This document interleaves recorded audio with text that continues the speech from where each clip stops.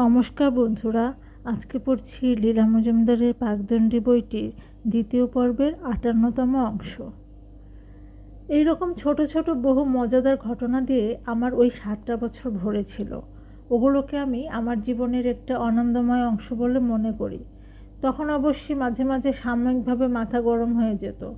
সকলের কাছ থেকে তো আর সমান ব্যবহার পাওয়া যেত না। স্টাফ আর্টিস্টদের ওপর অনেক অবিচার হতো। কিছু বলতে গেলে পরিচালকরা বিরক্ত হতেন। একবার আমার প্রিয় বন্ধু এবং স্টেশন ডিরেক্টর পিসি চ্যাটার্জি বলেছিলেন, সব অবিচার নিয়ে আপনি মাথা ঘামান কেন? আপনি তো আর ভগবান নন। তার অনেক বছর পরে তিনি যখন দিল্লিতে ডিরেক্টর জেনারেল হলেন, আমি তাকে লিখেছিলাম, আমি কোনো সময়ই ভগবান না হলেও তুমি তো এখন হয়েছ। এবার দেখব তুমি কত অবিচার নিয়ে মাথা ঘামাও। মানুষটি বড়ই ভালো এবং দক্ষ কর্মচারীও বটে। আজকাল স্টাফ আর্টিস্টদের দুঃখের দিন শেষ হয়েছে।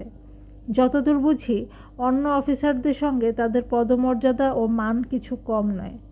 গোড়ার পরিকল্পনা একটা বড় ভুল ছিল। দুজনার কাজের এলাকা স্পষ্টভাবে নির্দিষ্ট হওয়া উচিত ছিল এবং টাকাকড়ির দিক থেকে কোনো তফাৎ রাখা ঠিক হয়নি। আজকালকার দুনিয়ায় তেঁতুল পাতা সেদ্ধ খাওয়া পরম পণ্ডিতদের কেউ আদর করে না। নাটকের বিষয়ে ফিরে আসি। বীরেন্দা একদিন আমাকে বলেছিলেন যে নাটকের জগতে এসে 3টি জিনিস ত্যাগ করে আসতে হয়, যথা লজ্জা, ঘৃণা, ভয়।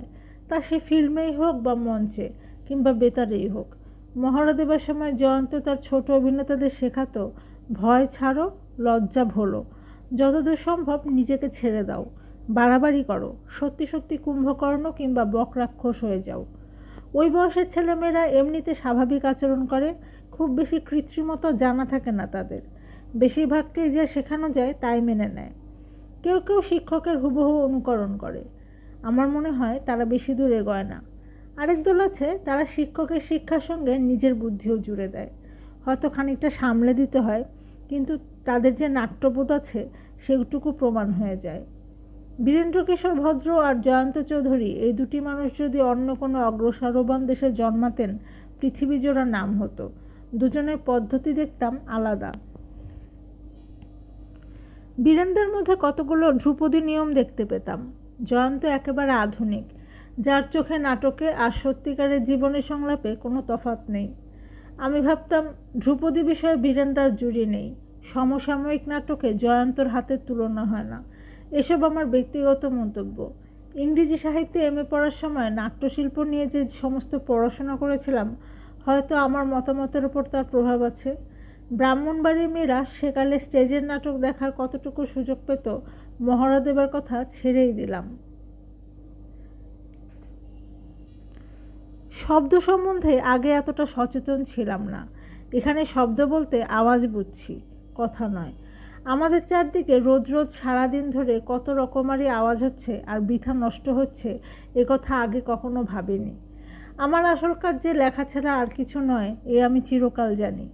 লেখক যা দেখবে, শুনবে, ভাববে এবং যত দেখবে, শুনবে, ভাববে, ততই মনের প্রসারতা বাড়বে।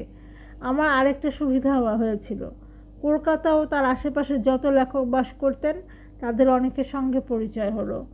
বহু গায়েদের ব্যক্তিগতভাবে চিনলাম। অভিনেতাও অনেককে কাছের থেকে দেখলাম। সজনীকান্ত দাস, কি প্রমোদ বিশি, কি নন্দগোপাল সেনগুপ্ত, এইসব দূরের মানুষরা কাছে এসে গেলেন। কত আজীবনে বন্ধু পেলাম। যাদের সঙ্গে চাক্ষুষ দেখার সম্ভাবনা ছিল না, তাদের সঙ্গে ব্যক্তিগত সম্বন্ধ হলো। সে কি আমার পক্ষে কম লাভ? বন্ধুরা মাঝে মাঝে বলতেন, ছোটদের প্রোগ্রাম নিয়ে এত চিন্তা করলে তোমার সাহিত্য রচনা মাথায় উঠবে। তা কিন্তু নয়।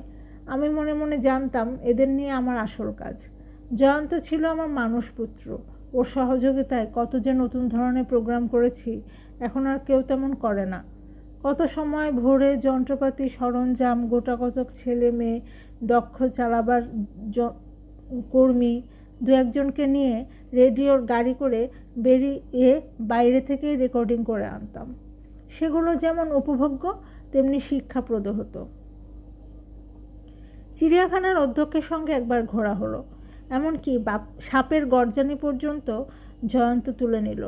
আরেকবার এখন যেখানে লেক টাউন, ওই অঞ্চলে মৎস্য প্রকল্প দেখতে গেলাম। দুটো নৌকো করে পরিদর্শক সহ মাছের চাষ দেখলাম। কত যত্ন, কত ব্যবস্থা।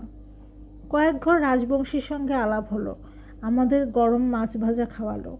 মাছ ধরাই তাদের জীবিকা। তাদের বড় ভয়, সরকার নাকি প্রকল্প তুলে দেবেন। তাই হয়েছে শেষ পর্যন্ত। সে লোকগুলো কোথায় গেল কে জানে। মনে আছে, জেলেদের নৌকোর সঙ্গে সঙ্গে ঘুরেছিলাম। মাছ বড় হলে কিংবা সংখ্যায় বড় বেশি বেড়ে গেলে ধরা হতো। দেখলাম বেড়া জাল দিয়ে মাছ ধরছে, এক কোমর জলে নেমে। প্রকাণ্ড জাল অনেকখানি জায়গা জুড়ে ফেলা হলো, তার মধ্যে কত যে মাছ পড়ল তার ঠিক নেই। তারপর জালের মুখ ক্রমে ছোট করে আনা হতে লাগলো।